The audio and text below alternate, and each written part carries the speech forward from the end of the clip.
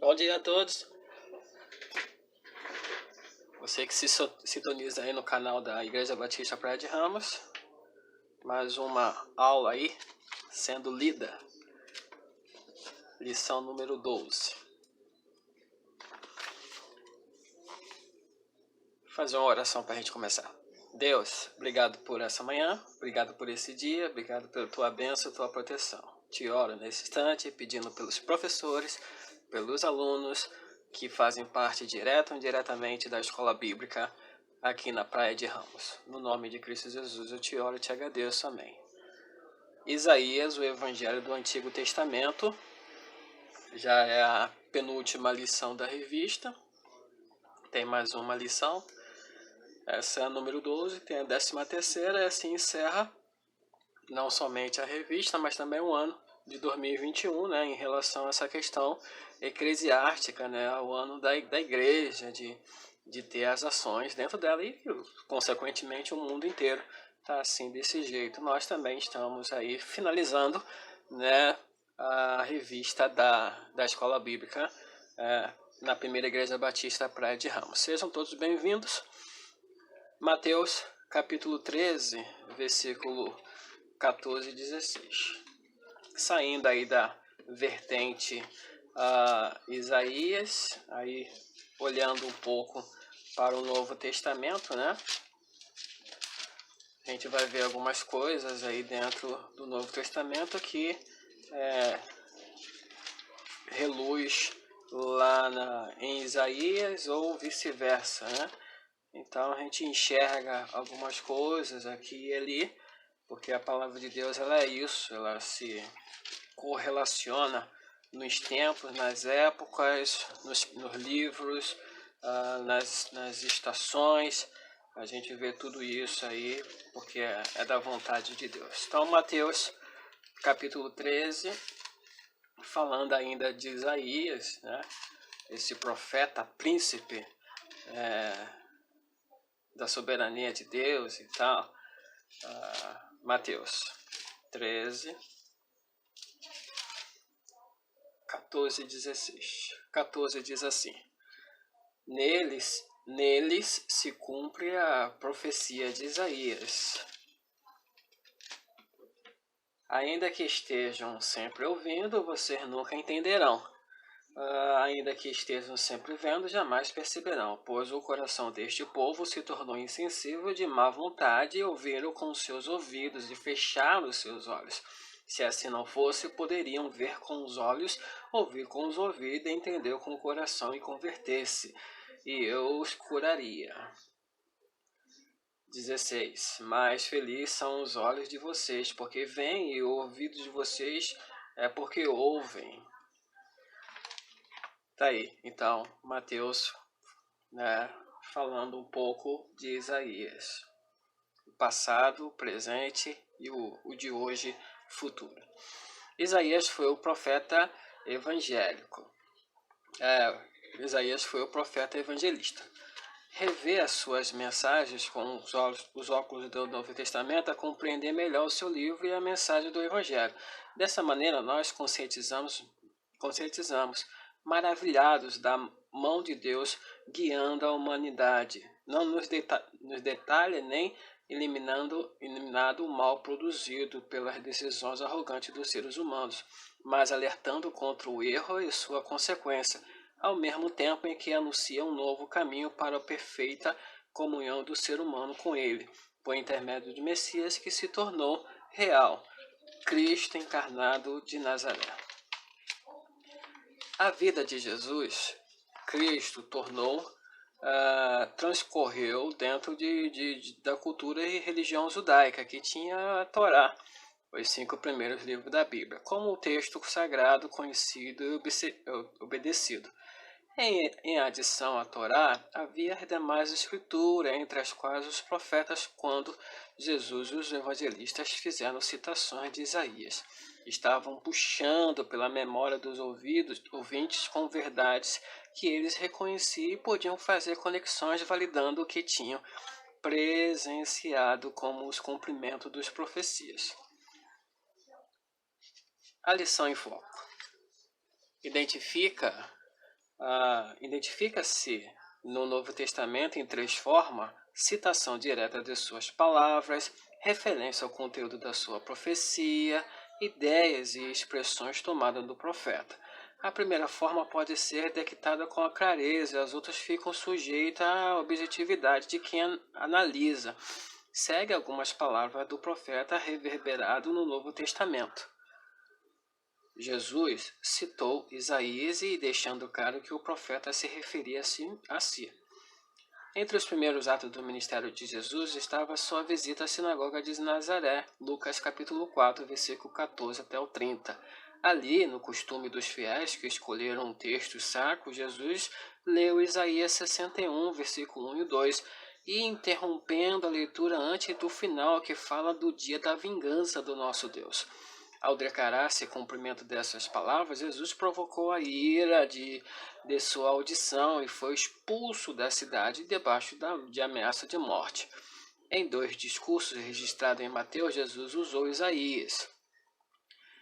Em Mateus capítulo 13, versículo 14 até o 15, na parábola do semeador, citou Isaías 6, versículo 9 e 10, sobre a insensibilidade para com a mensagem de Deus. Em Mateus capítulo 15, versículo 7 até o 9, confrontando os fariseus e escribas, citou Isaías 29, 13. Em João, livro de João, capítulo 8, Jesus se apresentou como a luz do mundo, referência à profecia de Isaías 42, relembrada por Simão na sua oração ao encontrar o menino Jesus no templo. Lucas capítulo 2, versículo 32. Então, aí na lição em foco, Jesus lembrando Isaías, falando de Isaías como se fosse algo muito peculiar, algo muito da parte dele, sabia de cor salteado, falava com prudência e falava com muita confiança sobre os textos de Isaías, e ele mesmo se identificando como o reflexo da palavra de Isaías. Isso em alguns livros, em alguns capítulos de Mateus. Também João, Lucas e assim sucessivamente. Continuando lendo aqui, Mateus fez uso de Isaías para narrar e explicar o ministério de Jesus. Mateus se utilizou abundantemente do Antigo Testamento para confirmar Jesus Cristo como Messias.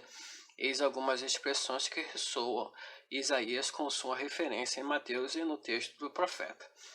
A virgem engravidará, capítulo 1, versículo 23 de Isaías 7 a 14. Voz que clama no deserto, 3 de Isaías 40, versículo 3. O povo que andava em trevas, capítulo 4, versículo 14 até 16, de Isaías 9, 16. Tomou sobre si as nossas enfermidades, capítulo 8, versículo 17 de Isaías 53, versículo 4. Os cegos vêm, 11, 5 do Isaías 35 5 até o 6. Aqui está o meu servo que escolhi, 12, 17 e 21 de Isaías 40 e 21. Então a gente vê aqui algumas frases onde Mateus ele anota, ele escreve que reluz Isaías. Então, no livro de Mateus, e aqui tá os capítulos, que faz referência aos capítulos que está no livro de Isaías. Tá? Então, são cerca de 1, 2, 3, 4, 5, 6, 7, 8, 9, 10 frases que faz comparação ou é mencionado uma a uma lá de Isaías. Tá? Então, aqui está o meu servo que escolhi, capítulo 12 de Mateus, fazendo referência a 42 de Isaías. A minha casa será chamada casa de oração. Mateus 21, fazendo menção a Isaías 56. Cuspiram-lhe no rosto e deram-lhe socos. Capítulo 26 de Mateus, fazendo referência a 50 de Isaías. 2 ladrões crucificados com ele, Mateus 27 e Isaías 53. Então tá a mesma ideia e mesma proposta. O sepultamento de Jesus na tumba de José de Arimateias, Mateus 27, fazendo menção de Isaías 53. Então tá aí Mateus lembrando disso. O etíope que se tornou seguidor de Jesus lendo Isaías. Atos capítulo 8, já mudou o livro no Novo Testamento, né? Agora é Atos. Atos 26, Atos 8, versículo 26 a 40, apresenta o encontro de Filipe com um administrador de Candace, na estrada de Jerusalém para Gaza. A incompreensão do texto de Isaías 53 serviu para que o profeta messiânico fosse explicado, levando o etíope a declarar: creio que Jesus Cristo é o Filho de Deus, e ser batizado, tornando-se cumprimento de Isaías 18, versículo 7. Ainda em Atos encontramos Isaías 66, versículo 1 e 2, citando no discurso de Estevão, Atos 7, 49, e Isaías 6, versículo 9 e 10, usado por Paulo em seu discurso em Roma, Atos 28, versículo 26 e 28. Em todas essas referências, vemos as palavras do profeta testemunhando de Cristo. Paulo empregou Isaías na carta a Romanos para ensinar sobre a graça de Deus. Romanos é o mais bem elaborado dos escritos preservados de Paulo.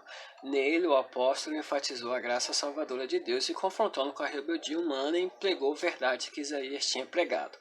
Quanto à rebeldia dos judeus contra Deus, Isaías 52:5 foi lembrado em Romanos capítulo 2, versículo 24. Por vossa causa, o nome de Deus é blasfemado entre as nações, e por isso haveria um juízo contra Israel, mas sua descendência seria resgatada. Romanos capítulo 9, versículo 27 até o 33. Juntando citações de Isaías 10, versículo 22 e 23, Isaías 1, versículo 9, Isaías 8, versículo 14, capítulo 28, versículo 16, e por fim, o libertador virá de Sião, desviará de Jacó as impiedade.